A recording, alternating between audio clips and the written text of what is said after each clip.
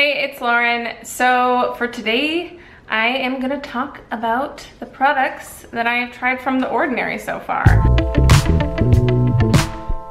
I've tried 5, 6-ish products from them. I've been using them consistently and inconsistently at some points for a few months. And I would say since I've been using these products in a more consistent manner, definitely when I first got them, I was just like tossing it all on my face in a very haphazard manner, and I was like, hold up. And then I made a more like steady introduction of them into my routine, and then an introduction of another one with and until I was using a lot of them together. And so with that, I have since doing that, felt like I've seen an improvement in my skin in sort of an overall sense, which does make it kind of a little bit hard to be like, this one did this and this one didn't do this, when it was sort of, I think maybe a cocktail of using them with each other. Some in sort of isolated situations, I felt like I saw more results than others, and some are products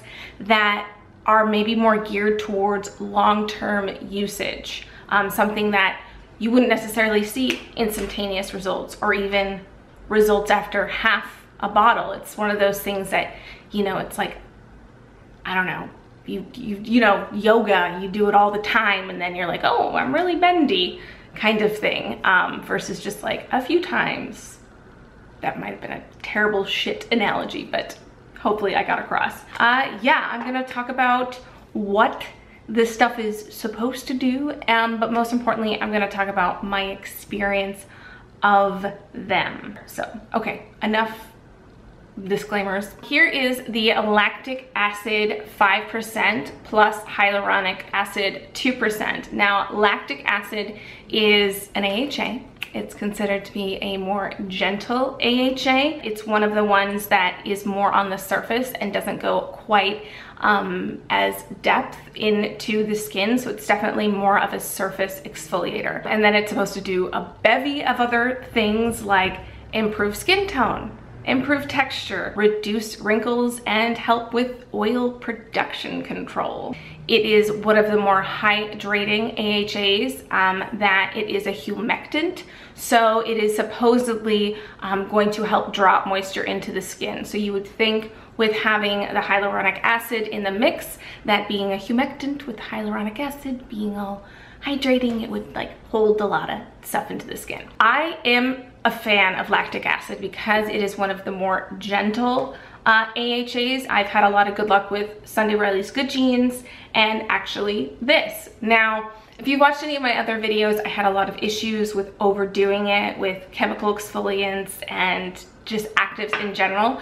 So I took a huge step back from using those for a while. And so I've been slowly reintroducing like really gentle retinols and really like easy lactic, like really easy chemical exfoliants, and this has been that one that has helped get me back into using a chemical exfoliant.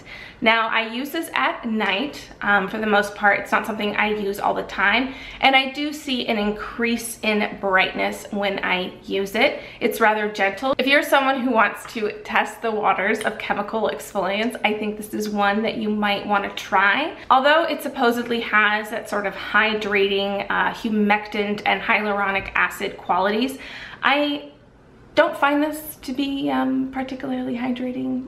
Even in the littlest bit, I do pair it quite heavily with other hydrators, very moisturizing products on top of it.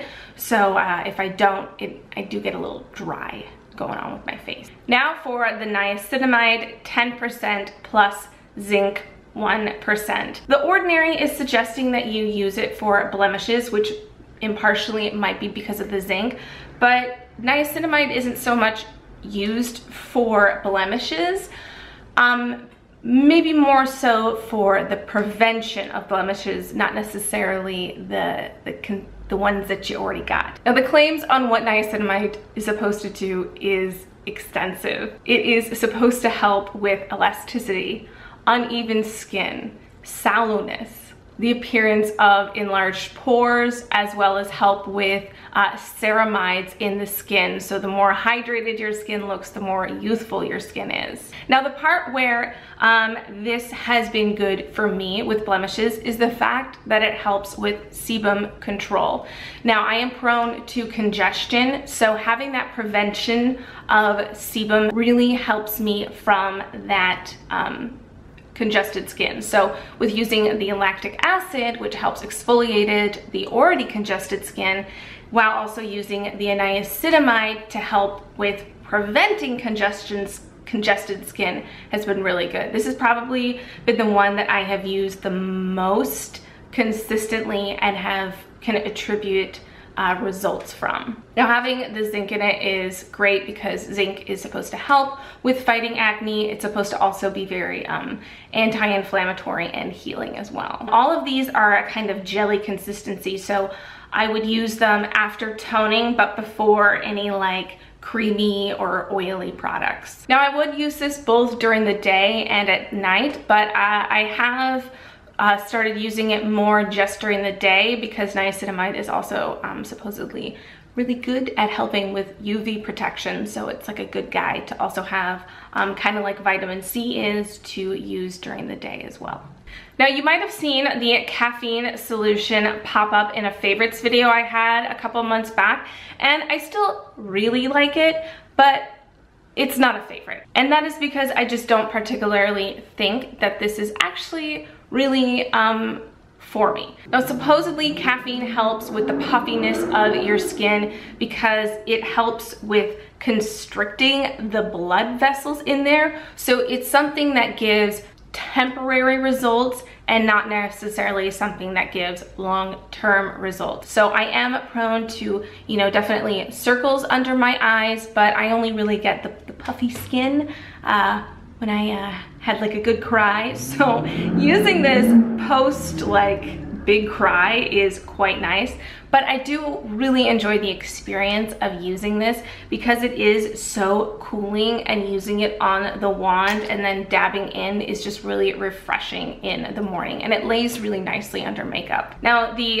EGCG is the green tea that is in this, so that is very antioxidant rich, very anti-inflammatory, which, you know, green tea is always really nice in the eye cream. That's why all those little like DIY get rid of crying eyes or like cold green tea bags. It just really helps with the eye area. It does also have a mix of other plant extracts in it as well as hyaluronic acid, so it's supposed to help hydrate that area.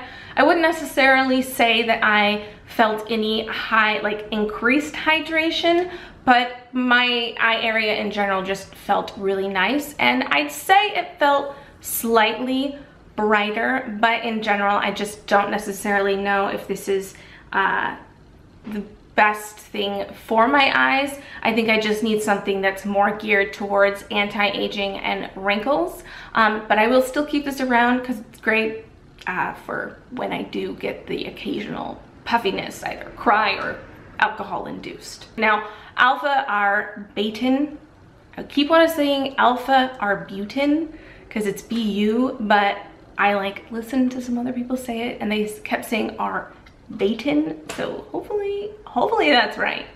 Let me know down below. So alpha Arbutin is supposed to help with general hyperpigmentation, just kind of like skin tone in general. Now it has, from what I read, it's supposed to just like help prevent melanin production just in general, and it's also supposed to help reverse what has already been done. Now the alpha arbutin is one of the products that I'm kind of on the fence about. It might have been sort of the cocktail of using all of these guys together that helped with the sort of general brightness of my skin, but because of the research I've done of this while using it, it has made me want to get another bottle and use it more as a targeted treatment to see if I see any results. I am really prone to getting like breakouts right here, and I have this huge red patch of just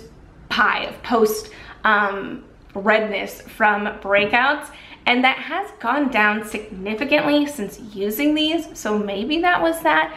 But what I do want to do is get another one of those and use it very targeted right there. And I also have some like dark spots that have started to come up on my eyes. Like I have this area that always looks like I have like an excessive splooch of eyeshadow, but it's actually just like a dark spot on my eyelid. So I want to try using it there. And then I have a couple of those like right around here. So also I gotta be careful because, you know, I don't want to get it in my eye, but I want to see if doing that will produce any results, because people have toted this guy's praise, and I want the praise to be something that I experience. So like I said, with my user experience with this, I am not entirely sure if it did something, but I want to see if it will do something by using it again, but in a different way. So now for the buffet. This has been one of the most, I'd say, lauded of the products, one of the most hyped up and loved.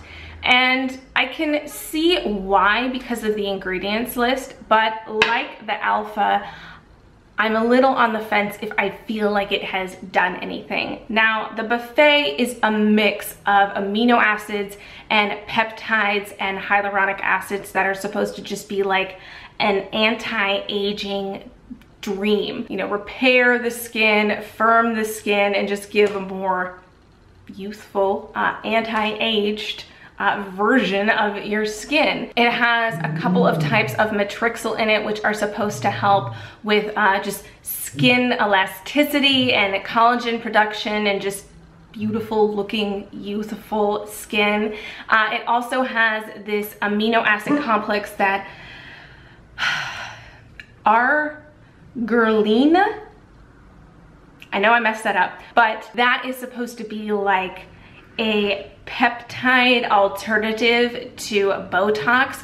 It does this thing where it like disrupts the communication going on, so your lines don't like get so pronounced. It's very fascinating and very weird, and I don't fully understand it, but both the thing I can't pronounce and the matrixyl are both two things that are sold individually in higher concentrations by The Ordinary. And those are two things that I will be purchasing in the future and using in more targeted areas to see if I can get some sort of results. Because the buffet has such claims of anti-aging, I don't necessarily know if I saw them, but maybe using it in more concentrated, isolated ingredients will maybe produce results for me. This also just might be one of those types of serums that is a prevention. So again, I've used it almost down to here. So not almost, I've used it down to here. And again, I've seen an overall increase in my skin health. But do I think I look younger than I did a few months ago? I don't know, you tell me in my videos. But it also just might be one of those things that you just use all your life, or you just use for long periods of time, and then you're like, oh, one day in the mirror, or you're just like, someone's like, you don't look 45, and I'm like, haha, kind of thing. The texture of it is, again, really similar to these other guys, but I found that this one leaves more of like a tacky feeling on the skin. So it can be something that it does go away after you layer, but just at the beginning, it's like a little tacky. So, The Ordinary. I have enjoyed using these things. Prevention versus results. That is a conversation that I've been having with myself, and I guess I'm gonna have with you right now, where I am so results orientated with products that sometimes I can be a little like wishy-washy on something. So it's like a mix of trust and also wanting to see something. Are the things that I am using helping me in the long term, or am I just using something with faith? I know a lot of these things do have proven science behind them or clinical trials behind them, so it has made me curious. But also, if I don't see results after a certain amount of time, I will give up on something. So I do want to give some of these things that I'm on the fence about a couple more go-arounds, like at least another bottle, to see if what it says that it can do is what that it does do. Anyways, I hope you enjoyed it, but before I completely wrap up, I do want to talk a little bit about the vitamin C suspension. I greedily bought this, and I think I purchased something before really knowing what it was. This is 23%. So vitamin C, I love vitamin C, but I just don't think I have really graduated to 23% yet. The couple of times that I did use this, it was very, very tingly, rather uncomfortable on the skin, and definitely pilled greatly. So I'm gonna stick this away and use another vitamin C and then go back to this. So if you're not an experienced vitamin C user, that this might not be for you, but if you are a very experienced vitamin C serum user, this might be for you. Anyways, I hope this was helpful. I hope this wasn't completely all over the place. I am sweating buckets because it's like 89 degrees outside, and so it's like 80 degrees in here. If you have any other questions about these products that I didn't answer, please leave questions down below. I will be continuing my journey through using some of these again, as well as trying new things. So anyways, I will see you in the next one. Bye.